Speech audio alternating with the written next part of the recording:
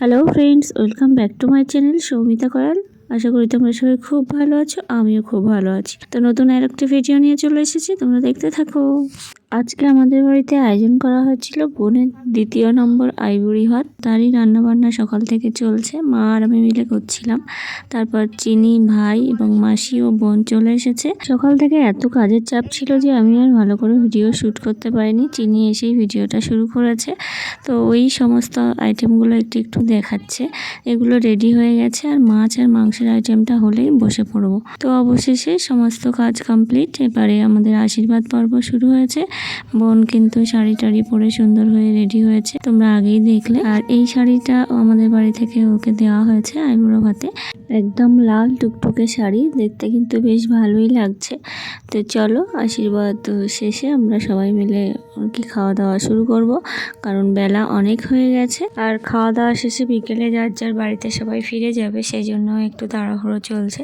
মায়ের পরে বাবা আশীর্বাদ করবে, তাহলেই আমাদের আশীর্বাদ পর্ব শেষ হয়ে যাবে। এই আইবুড়ো ভাতের অনুষ্ঠানটা একটু পরেই করার প্ল্যান ছিল, ধীরে সুস্থে, কিন্তু এমন সমস্যা আমার এবং বোনের চলে আসছিল যে দুজনের টাইম ম্যাচ হচ্ছিল না। তো হঠাৎ করেই একদিনের মধ্যেই সিদ্ধান্ত হয়েছে যে আজকে হবে। তার জন্যে আর কি গতকাল আমি বাবা মিলে বাজারঘাট সব করে তারপরে আজকেই আয়োজন করতে হয়েছে। আর ভাইদেরও আসার সুযোগ হয়েছে। তো যাই হোক, আমি চেয়েছিলাম এরকম একটা অনুষ্ঠান করতে, তো সেটাই শেষ পর্যন্ত হয়েছে। এটাই অনেক, এটাই ভালো লাগছে। তো চলো, আশীর্বাদ পর্ব তো শেষ হয়ে গেল, আর এরপরে আমাদের কিছু ফটো তোলা হবে, তারপরেই আমরা খেতে বসে পড়বো, কারণ সবারই খুব খিদে পেয়ে গেছে। আর এখানে চোখে ভীষণ সুন্দর রোদ লাগছে, কেউ তাকাতেই পারছে না ফটো তোলার সময়। যাই হোক, তো এই যে ভাত একদম সাজিয়ে দেওয়া হয়েছে, চিনি সবটা করেছে। তো মেনুতে কী কী ছিল সেটাই বলে দেওয়া হোক। এখানে শিম, আলু, বেগুন, বিনস, ফুলকপি ভাজা, 5 রকমের, শসা স্যালাড হিসেবে ছিল।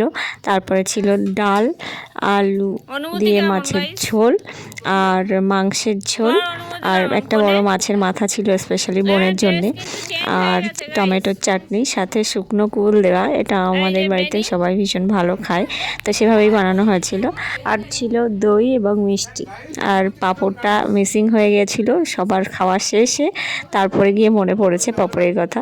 তো যাই হোক, আমিও খেতে বসে পড়ি, আর এর সাথে ভিডিওটাও শেষ করছি। তোমরা সবাই খুব ভালো থেকো, সুস্থ থেকো, দেখা হচ্ছে নতুন কোনো ভিডিওতে। ততদিন টাটা।